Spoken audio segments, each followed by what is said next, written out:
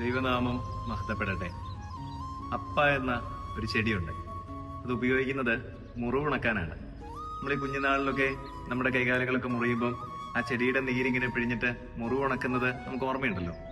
പ്രിയപ്പെട്ടവരെ, അപ്പ എന്ന ചെടി മുറിവുണക്കുകയാണെങ്കിൽ എല്ലാ അപ്പന്മാരും മക്കളുടെ ജീവിതത്തിൽ മുറിവുണക്കുന്നവരാണ്.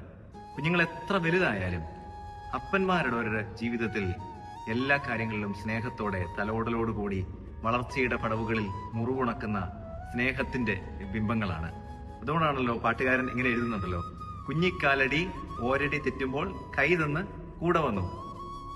മക്കളുടെ കാലടികൾ തെറ്റുന്നത് കുഞ്ഞായിരിക്കുമ്പോൾ മാത്രമല്ല, വളർന്നു വലുതാകുമ്പോഴും ഒക്കെ ഇതിങ്ങനെ തെറ്റുന്നുണ്ട്. അപ്പന്മാരുടെ കൈകളാണ് കുഞ്ഞുങ്ങളുടെ വീഴ്ചകളിൽ ഏറെ ബലമായിട്ട് അവരെ തിരികെ കൊണ്ടുവരാൻ സഹായകരമാകുന്നത്. അപ്പൻ കൊണ്ട വെയിലല്ലേ മക്കൾ അനുഭവിക്കുന്ന എല്ലാ തണലും. ഇന്ന് സുവിശേഷത്തിന്റെ ഭാഗത്ത് നമ്മളൊരു അപ്പനെ കണ്ടുമുട്ടുന്നുണ്ട്. യേശുവിന്റെ പിതാവായിരിക്കുന്ന ജോസഫ്. വിശുദ്ധ മത്തായി ശ്ലീഹായുടെ സുവിശേഷം 1-ാം അധ്യായത്തിന്റെ 18 മുതലുള്ള താളുകളിൽ ഇങ്ങനെ വിവരിക്കുമ്പോൾ, സ്വർഗം പറഞ്ഞതനുസരിച്ച് തന്റെ ജീവിത പങ്കാളിയെയും പൈതലിനെയും ചേർത്ത് പിടിച്ച വ്യക്തിത്വമാണ് ജോസഫ് എന്ന അപ്പൻ. സ്വർഗത്തോട് മാത്രമാണ് ആലോചന കഴിച്ചതെല്ലാം. ദൈവം എന്താണോ പറയുന്നത് അതിനനുസരിച്ച് ദൈവം കൂട്ടിച്ചേർത്ത ജീവിത പങ്കാളിയെയും ദൈവം അവൾക്ക് ദാനമായിട്ട് നൽകിയ യേശു എന്ന പൈതലിനെയും ചേർത്ത് പിടിച്ച് ജീവിതത്തിൽ കഷ്ടതകളും നൊമ്പരങ്ങളും ഉള്ളതായിരിക്കുന്ന യാത്രകളിലൂടെ ഇവർക്ക് സംരക്ഷണം കൊടുത്ത ഒരപ്പന്റെ ദിനം.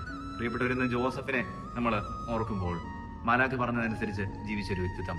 അതോടൊപ്പം തന്നെ ഈ ഭാഗത്ത് നമ്മൾ കാണുന്നുണ്ട്, ആ അപ്പൻ നല്ലൊരു ഭർത്താവ് കൂടിയായിരുന്നു. ഒരു ഇൻക്രെഡിബിൾ ഹസ്ബൻഡ് ആയിരുന്നു അദ്ദേഹം. കാരണം എന്തെന്നോ, ജീവിത പങ്കാളിക്ക് ഒരു അപവാദം വരുത്തുവാൻ അയാൾ ഇഷ്ടപ്പെട്ടില്ല.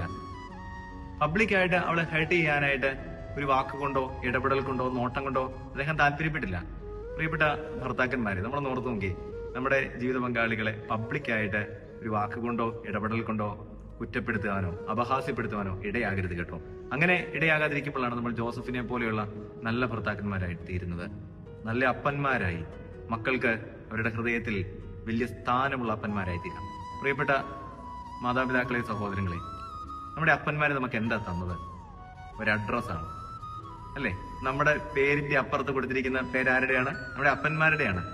അവർ നമുക്ക് തന്നത് നല്ലൊരു മേൽവിലാസമാണ്. നമ്മളെ അന്വേഷിച്ച് ചെല്ലുന്നത് എവിടെയാ? നമ്മുടെ അപ്പന്റെ അഡ്രസ്സുള്ള വീട്ടിലാണ്. നമ്മുടെ പേരിന്റെ അപ്പുറത്ത് നമ്മുടെ അപ്പൻ ഇങ്ങനെ വലിയൊരു നിഴലായി നമ്മുടെ കൂടെ നിൽക്കുന്നുണ്ട്. ഈ ദിവസം എല്ലാ അപ്പന്മാരെയും നോക്കാം. സ്വർഗത്തിന്റെ വാക്ക് കേട്ട് ജീവിച്ച ജോസഫിന്റെ മധ്യസ്ഥത ഈ ദിവസം നമുക്ക് കാവലായി തീരട്ടെ. ദൈവം അനുഗ്രഹിക്കട്ടെ.